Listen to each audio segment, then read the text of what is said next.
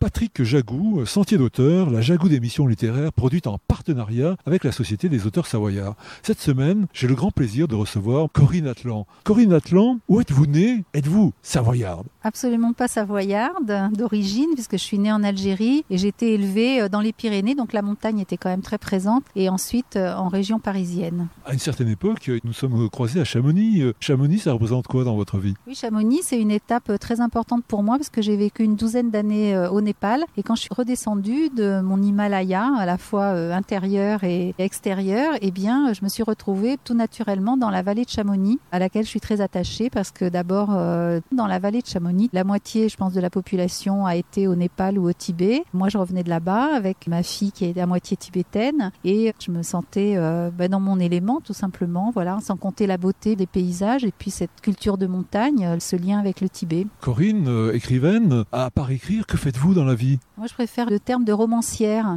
à écrivaine. Ceci dit, écrivaine est peut-être plus juste, puisque en fait, j'écris, je traduis beaucoup. J'ai la chance de vivre de ma plume grâce à la traduction. J'ai traduit une 50aine de romans, donc du japonais, puis je traduis aussi des pièces de théâtre, je traduis des catalogues artistiques, mais surtout de la littérature. Mais en gros, je traduis des textes que j'aime, voilà, principalement. Corinne, dans quelles circonstances avez-vous commencé à écrire? Moi, j'ai le sentiment d'avoir toujours écrit. J'ai toujours rêvé d'écrire. J'ai toujours écrit, même toute petite, un journal, des nouvelles, des textes qui n'ont jamais été publiés. Et puis, quand je suis rentrée en France, donc après 12 ans de Népal, à enseigner le français, en fait, au Népal, mais surtout à découvrir ce pays, à faire de la danse locale, un bouddhiste, à faire des promenades en montagne, à m'incorporer, si je puis dire, cette culture très riche de l'Himalaya, des pays himalayens.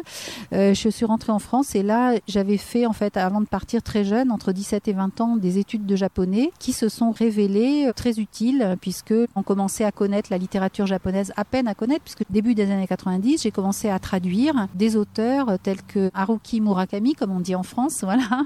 À l'époque, personne n'avait entendu parler de lui. Je me suis accrochée, j'ai traduit une quinzaine de ses livres et j'ai eu le bonheur de voir, ça a mis 15 ans quand même, que tout d'un coup ça a explosé. Aujourd'hui, c'est l'auteur japonais le plus connu, pas seulement en France, mais dans le monde, on pourrait dire. Mais j'ai traduit nombre d'autres auteurs. J'ai fait découvrir un auteur qui s'appelle H. Tsuji, son nom de famille, le Bouddha blanc, qui a eu le prix féminin étranger en 1999.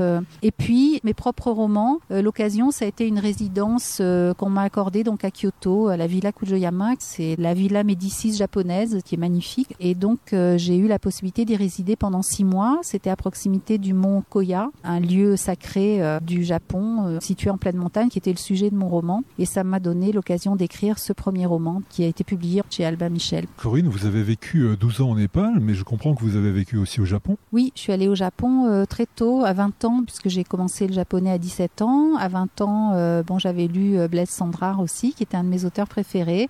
Et la lecture du Transsibérien, comme beaucoup de gens d'ailleurs. Lui, il l'a jamais pris, il a écrit ce texte. Lui, il a jamais pris le Transsibérien, mais je pense qu'il a poussé beaucoup de gens à y aller. Il a inspiré beaucoup de gens. Et donc, j'ai pris le Transsibérien, je suis allée au Japon. J'y ai passé 1 an, donc j'étais très jeune. Et c'est après seulement que je suis allée au Népal. Donc, la culture japonaise m'est extrêmement chère aussi. C'est aussi pour ça que je voulais écrire. En fait, c'est le Japon et le Népal et le Tibet, de par ma vie familiale. Et quand j'ai commencé à avoir une certaine notoriété, on va dire, en tant que traductrice de littérature japonaise, parce qu'on n'était pas très nombreux, on n'est toujours pas très nombreux à faire ce métier, je voulais exprimer davantage ma véritable personnalité, qui n'est pas faite que du Japon, qui est faite aussi donc des cultures himalayennes. Et j'ai écrit ce roman qui raconte l'itinéraire d'un moine. Je me suis mise dans la peau d'un moine du 19e siècle, si on peut dire, puisque ce moine va donc de sa montagne japonaise aux montagnes népalaises et tibétaines. Et la boucle n'était pas bouclée, puisque à la fin du livre, le Tibet était présent sans être suffisamment présent à mon goût. Donc j'ai éprouvé le besoin d'écrire un second roman qui se situerait uniquement au Tibet, puisque c'est une culture que je connais relativement bien et surtout que j'ai à cœur. J'allais dire que j'ai à cœur de défendre et que j'ai à cœur tout court. Corinne, vous avez beaucoup travaillé pour les autres, vous avez beaucoup traduit des auteurs japonais en particulier, des auteurs prestigieux. Maintenant, vous volez de vos propres ailes et de votre propre plume. Est-ce que vous voulez bien nous rappeler les titres de ces ouvrages dont vous nous avez parlé précédemment? Oui, le premier roman, c'est Le Monastère de l'Aume, qui est sorti chez Albin Michel. Et puis, il y a une édition de poche chez Philippe Piquet, éditeur de l'Asie. Et le second, qui est sorti tout récemment, s'appelle Le Cavalier au miroir, qui se déroule au Tibet et qui est publié aux éditions L'Asiathèque. Et voilà, j'espère qu'ils seront appréciés.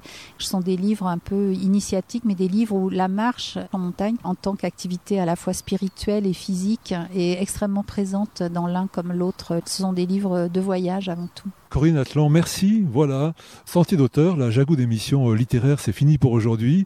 Arvi les amis, et à la semaine prochaine si ça vous dit.